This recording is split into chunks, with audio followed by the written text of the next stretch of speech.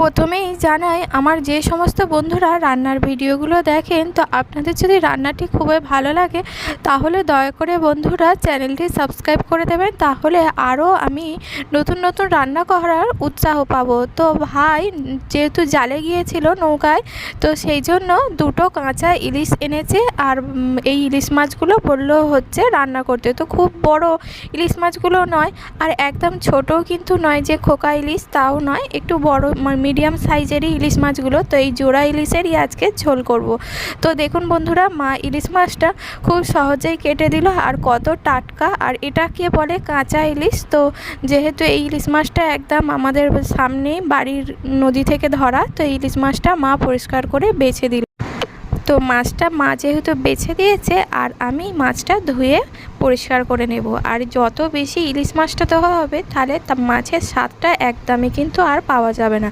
আর একটা ইলিশ মাছে কিন্তু একটু ডিমও বসেছিল, তো সেই ডিমটা কিন্তু মাকে বলেছি মাছের পেট থেকে না বের করতে। তো মাছগুলো ধোয়া হয়ে গেছে, মাছগুলোর মধ্যে এবারে আমি নুন মাখিয়ে রেখে দিলাম। আর এবারে আমি হচ্ছে এই যে কাটি কচুগুলো এবার আমি কেটে নেব।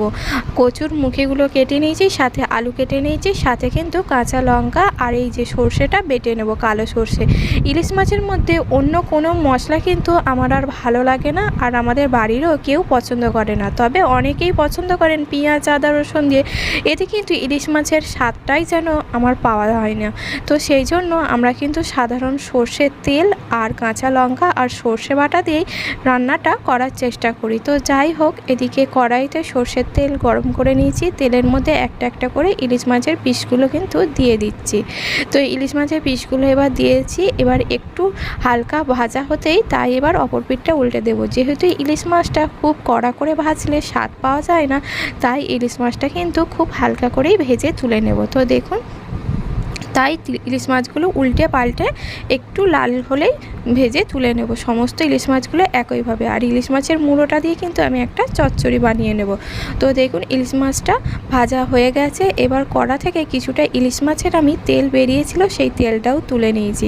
তারপরে তো একটুখানি তেল ছিল যে ইলিশ মাছ ভাজা, সেই তেল দিয়েই আমি এবার দিয়ে দিলাম আলু আর কচু। আর আলু আর কচুটা একটু ভাজা করে নিয়েই তার মধ্যেই কিন্তু আমি জল দিয়ে দিলাম, আর এই জলেতেই ইলিশ মাছের তেলের স্বাদটা যেন আরও সুন্দর হয়। তারপরে দেখুন এর মধ্যে হলুদ দিয়ে দিলাম আর নুন দিয়ে দিলাম, আর কিচ্ছু নয়, ব্যাস। এবার একটু কাঁচা লঙ্কাগুলো দিয়ে দিলাম, যেহেতু কাঁচা লঙ্কায় ঝাল নেই তাই লঙ্কাটা একটু বেশি পরিমাণেই দিয়েছি। আর ভালো করে আমি সেদ্ধ করে নিয়েছি। তো দেখুন কচু আর আলুটা কিন্তু ভালো করে সেদ্ধ হয়ে গেছে।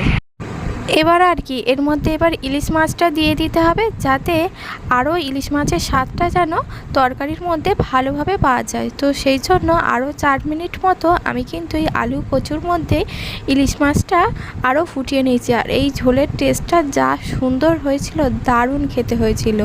আর দেখুন তরকারিটা আমি নামিয়ে নিয়েছি, নামানোর পরে এই যে দিয়ে দিচ্ছি সর্ষে বাটা, আর সর্ষে বাটাটা দিয়ে নাড়াচাড়া করে ঢাকনা দিয়ে ঢেকে নেব। আমি কিন্তু কড়া থেকে তরকারিটা নামিয়ে নিয়েছি, তারপরেই কিন্তু আমি সর্ষে বাটাটা দিয়ে দিচ্ছি। তো সর্ষে বাটাটা ভালো করে কিন্তু গুলে দিতে হবে। আমি কিন্তু এখানে আর অন্য কোনো কিন্তু জল ব্যবহার করিনি। তো রান্নাটা হয়ে গেছে। রেসিপিটি ভালো লাগলে লাইক শেয়ার কমেন্ট করবেন, আর চ্যানেলে নতুন হলে চ্যানেলটি সাবস্ক্রাইব